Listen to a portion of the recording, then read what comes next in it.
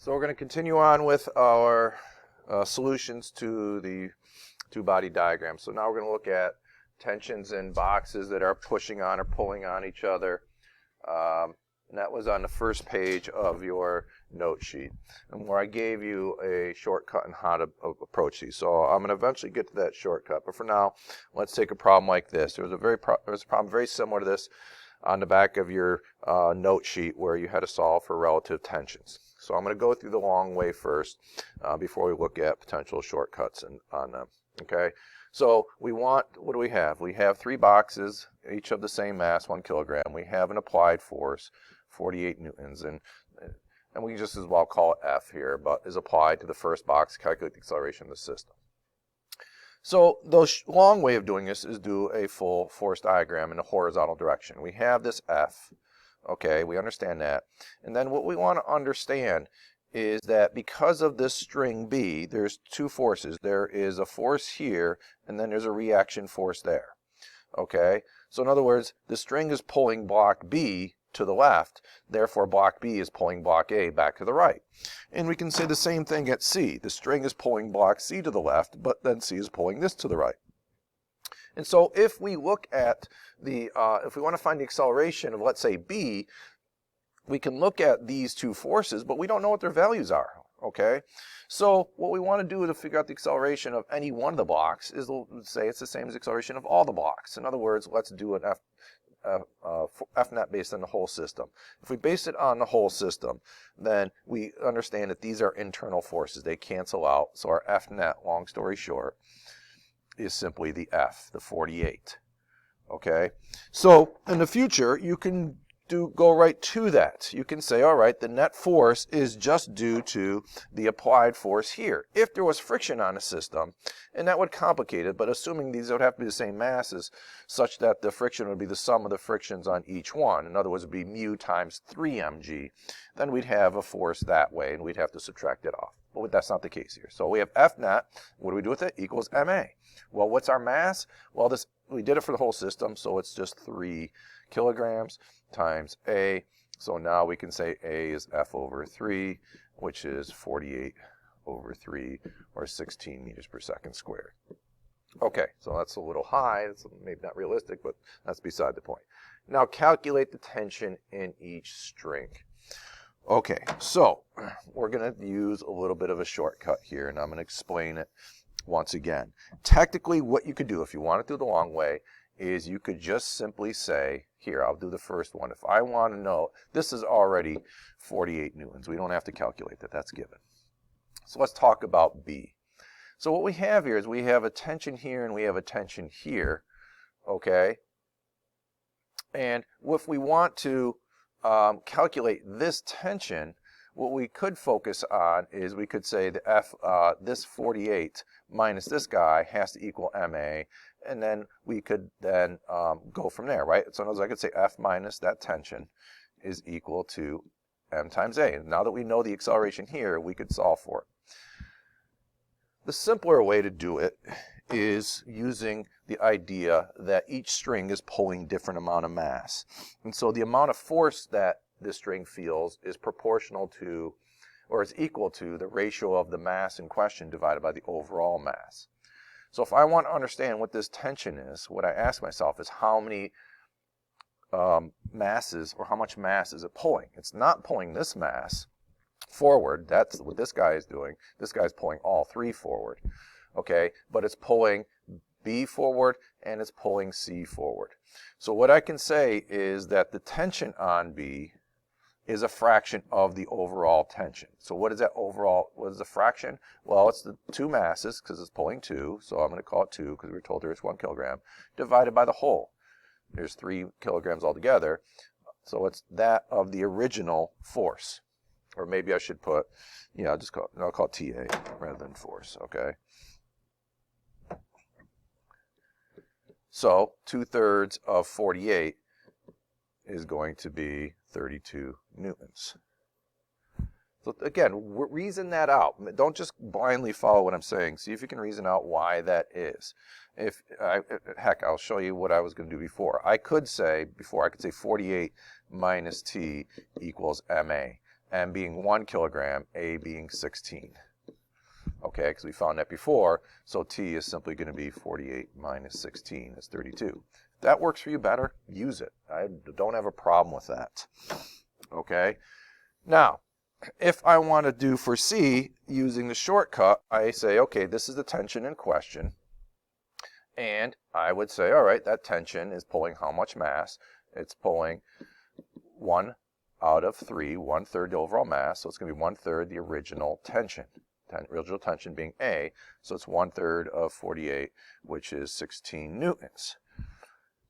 If I wanted to do it the old-fashioned way, that works. Here's my FBD for C. That's it. There's nothing pulling to the right because there's nothing acting on it to the right. So what I could say is F net is T. That's what I'm looking for. I'll call TC. Is going to equal MA. Well, what's the M? 1M. So just 1 kilogram times A, 16. So maybe you find that a lot easier. So number 3 is very similar to one that was done on the notes. Okay, but there's a little twist to it, so you got to read it carefully. So I've got 12 newtons pushing on these two boxes, and I want to know how much force does the 7 push on the 14. So in other words, I'm looking for this force here. I'm going to call it F on the 14 due to the 7. Okay, now if I want to do a complete force diagram, we understand that this block is pushing the 7 that way. So there's a force on 7 due to the 14. So perhaps the easiest way to do this, at least using a shortcut, is understanding that this force equals this force. So if I can figure out this force, then I get the answer. And the value of this force, the 14 pushing on a 7, is simply that force, right? The 7 force acting on a 7 due to the big I is equal to the mass of the 7 divided by the total mass. Okay, and so that's going to be 21 times the original F. So that's 1/3 of the original F, which is 1/3 of 12, which is 4 newtons. Okay, in other words, this is a small mass, so it doesn't need a lot of force to give it the same acceleration as a big mass. And it should make sense that since this mass has twice the mass, it needs 2/3, or since it has 2/3 of the overall mass, it needs 2/3 of the force. So the net force on this is 12 minus this force, which is 4, and that's 8, and 8 is 2/3. So let me sum up that all again in terms of proportions and see if this makes sense. If I want to understand the acceleration of the whole thing based on this force, it's pushing 3/3, the full mass. So the force is 3/3 of 12, which is 12. If I want to look at the net force on the smaller mass, it doesn't need, the net force can't be 12 because the smaller mass would have a greater acceleration than the overall system. In other words, 12 divided by 14 is bigger than 12 divided by 21. So we understand that the net force on the 12 has got to be less than on the 14 kilogram has to be less than the 12 because there's a 7 pushing back. What I'm trying to say is this 14 is 2/3 of the overall mass, so it's going to get 2/3 of the overall force as a net force. In other words, 8. And this guy needs even less force because it has less mass to give it the same accelerations, and it's going to get 1/3 of it. So let's move on. All right, now the ranking problems. Okay, so it asks you to rank the tensions in the rope at various spots. And in this case, we have an 80 Newton hanging over 80 Newton. They are not moving. Here we have 40 Newtons divided by 40 Newtons. And what we want to understand is if this 80 Newtons is sitting there, that's because it's being pulled up with 80 Newtons. They have to be balanced. If this is sitting there, it has to be pulled up with 80 Newtons. And the same with these. These got to be 40 and 40. Now the question you might be here is what goes on here? And so the tendency to think is this 80, if I follow, is pulling this way, and this one is pulling that way, and these cancel out right here, but they don't. In other words, there's tension in that string. It's transmitted throughout. So it's not going to be 0. The net force is 0, but that's not the same as the tension. So the other mistake kids make is they think, well, the tension is going to be the sum of these two. It feels 160. It does not. It feels 80 throughout. In other words, if this tension has to be this tension because they're action-reaction, then that tension has to be the same throughout. So in other words, what we're going to have is the biggest ones are going to be A, B, and D, right? is that A? I crossed it out, right? A, B, and C are the biggest, and they're greater than D, E, and F.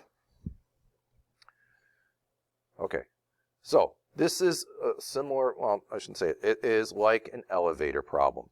We want to get tensions based on what matters is acceleration. The velocity is irrelevant. The direction of acceleration is important as well. So I'm going to work out the first one.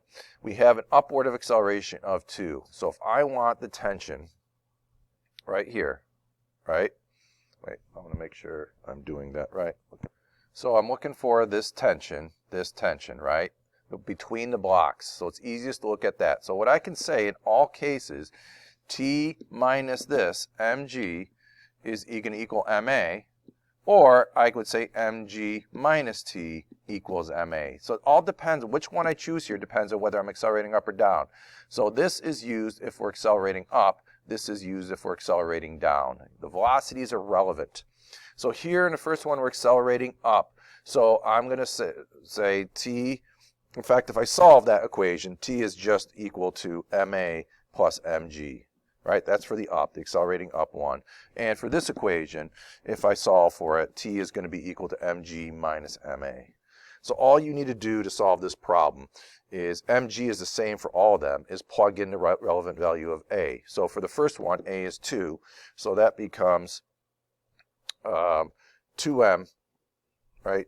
2ma plus mg. Okay? For this one, a is 0, so ma equals mg, so that's just mg. And for this one, it's going to be mg minus 2ma. And so on and so forth. So I clearly see this is the biggest, this is the next biggest, and this is the smallest. And I think you're going to see a repeat here because the accelerations are either 0 or 2. Okay, so the answer was given, but that's how you work it out. All right, I have to hustle here. Okay, so this one is a tricky little one. They want you to rank the accelerations, or excuse me, the magnitudes of acceleration. And the accelerating force is do this one all the time. But here's the tricky part. There is friction. And the key to this is what direction is the friction. The value of the velocity is irrelevant. The fact that this is 8 and 3 does not matter. What does matter is that this system right here is moving to the left. In other words, someone must have pushed this up and it's moving to the right. I'm sorry. So if it's moving to the right, the force of friction is to the left. In this case, the system is moving this way. So if the block is moving to the left, then the force of friction must be to the right. And so all I'm going to do is establish what direction the force of friction is in each of these cases. And I'm just going the opposite direction of the velocity. The value of the velocity is irrelevant. So in all cases, the net force, or in case 1, right, or case A, the net force is T plus the force of friction because they're in the same direction. That's for A. For B, since the force of friction is opposite the tension or the force of gravity, I'm just going to say, I'm sorry, the tensions cancel out, my bad. So it's not tension, it's the mg. So let me try that one again. So the downward force here is the mg plus F.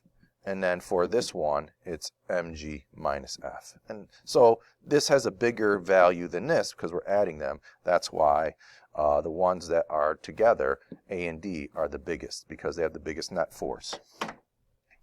Okay, is there anything else there? I have a feeling there's another problem that I'm missing. Let me see, I must have skipped over one. Yes, okay. This is just a review problem. The tension in 1 is greater than the tension in 2. So if this is 30, this is 60, and this is 30. Okay, the horizontals have to be the same because it's not going anywhere. So the one that has the bigger tension is the one that has the bigger vertical component. So how would we calculate the vertical component? That's what we got to be careful. So if, actually, I'm going to leave this as 30. So the Ty here, I'm going to call it for 1. Ty1 is going to be equal to T,